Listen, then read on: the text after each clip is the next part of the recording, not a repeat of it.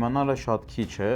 գիտակցել է պետք։ Ողջույն բոլորին, ես Գրիգորն եմ։ Մենք սկսում ենք պրակտիկ հաղորդումների շարքը, այսօր առաջի հաղորդումն է եւ հաղորդումը ես սկսում եմ շատ կարեւոր մի թեմայից, որը վերաբերվում է ցանկացած ինֆորմացիայի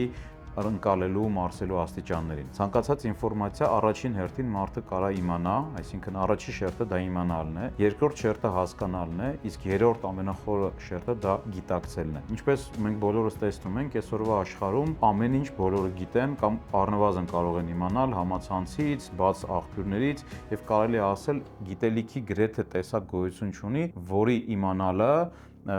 մի քանի րոպեվա գործ չի։ Եվ այսօրվա աշխարհում գրագիտությունը չափվում է արդեն ոչ թե իմանալու գիտելիքի քանակով, այլ թե այդ գիտելիքի ինչքան մասն է անձը օգտագործում իր կյանքի մեջ։ Իսկ որպեսզի գիտելիքը օգտագործվի, ինքը պետք է անցնի եւս մարսելու երկու շերտ։ Հաջորդ շերտը դա հասկանալն է, երբ որ մարդը իմանալուց բացի նաեւ ասում է, հա, օքեյ, հասկացա ու իր ուղեղի մեջ ներքին կապեր է ստեղծում այդ գիտելիքի հետ ու տեղավորում է արդեն իր մտահորիզոնի մեջ եւ որոշակի ստատուս է տալիս այդ գիտելիքի, մարսելով, հասկանալով այդ գիտելիքը։ Իսկ երրորդ շերտը դա այն է, որ գիտելիքը մարդուն օգնում է ունենալ ինսայթ, բացահայտում, ազարենիա, ինչպես ասում են, երբ որ մարդը ասում է, օհո, փաստորեն սա սրա հետ էր կապված, սրա մասին էր։ Հասկանալու հաջորդ քայլը արդեն գիտակցելն է, ինսայթ ունենալն է, բացահայտում ունենալն է, որը նոր կարա դառնա հիմք գործողություն անելու համար։ Ես ինքս ունեմ շատ բժիշկ ընկերներ, ովքեր բոլորից լավ գիտեն ծխելու բացասական հետևանքները, բայց օրը 2-ից ավել տուփ սիգարետ են ծխում,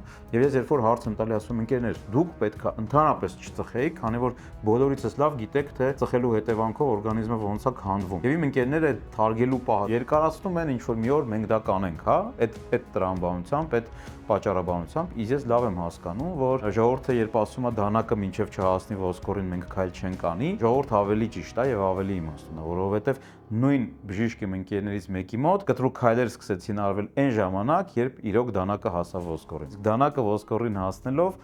ուղղակի մեզ ստիպում է գիտակցել,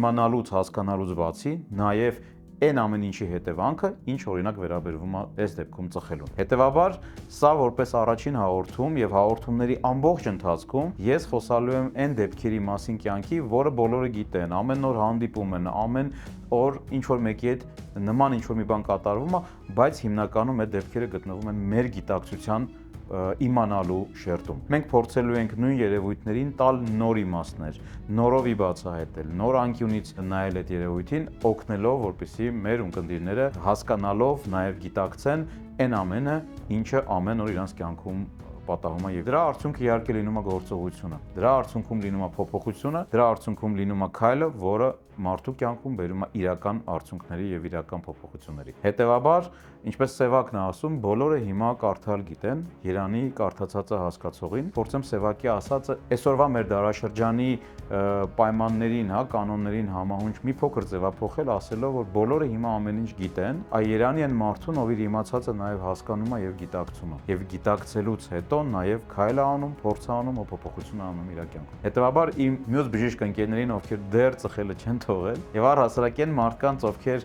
գիտեն տարբեր երևույթների անելու ձևերը, հասցրած վնասը, եթե դա վնասակար ինչ-որ երևույթ է, բայց դեռ դա չեն անում, այս հաղորդումները կօգնեն նորովի տեսնել, գիտակցել, բացահայտել այդ երևույթների հանդեպ վերաբերմունքը եւ անել փոփոխություններ։ Ես լսում եմ նաեւ հետեւյալ արտահայտությունը, որ մարդը ասում է, ինչի ես դա ավելի շուտ չէի անում։ Այս նախադասության տակ երկու հիմնական մեսեջ կա։ Առաջինը նա է, որ մարդը գիտեր այդ գործիքի մասին, այդ քայլի մասին, այդ ստրատեգիայի մասին, բայց ինքը իր վրա զարմանում է, թե ինչի ինքը մինչև այսօր դա չի կիրառել։ Դա շատ կարելի է հանդիպել նաև բիզնեսում, երբ գործարը ինչ-որ մի բան է արել, ինչ-որ մի փոփոխություն է եղել դրա արդյունքում եւ ինքն իրան հարց է տալի, լավ, ես ինչի միջև այսօր սա չէի անում։ Պատասխանը նույնպես գտնվում է մեր այս թեմայի կոնտեքստի մեջ, որ ինչ-որ մի բան անելու համար պետքա գիտակցել, պետքա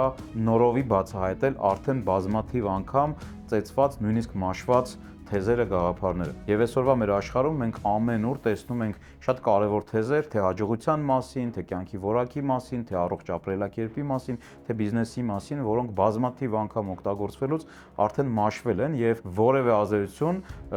հանդիսատեսի մոտ իրանք չեն ունենում, չնայած որ շատերը շատ կարևոր թեմաներ են, շատ ակտուալ եւ արդիական թեմաներ են։ Այստեղ մենք գործ ունենք այն կարևոր մի երևույթի հետ, որը իրանից ենթադրում է տարբեր իդեաների, գաղափարների, թեզերի մաշվելու մասին, հա։ Այդ ամենը մաշվում է, սխալ օգտագործվելու, ոչ լիարժեք եւ շատ հաճախ օգտագործվելու արդյունքում։ Մենք նույնիսկ այն նման թեզերը, որոնք կորցրել են իրենց ազդեցությունը եւ էներգիան մաշվելու արդյունքում, նորովի բացահայտելու ենք եւ կիսվելու ենք ձեր հետ իրական փոփոխություններ ստեղծելով ձեր կյանքում։ Ուղարկեք այս հոլովակը նաև ձեր ընկերներին,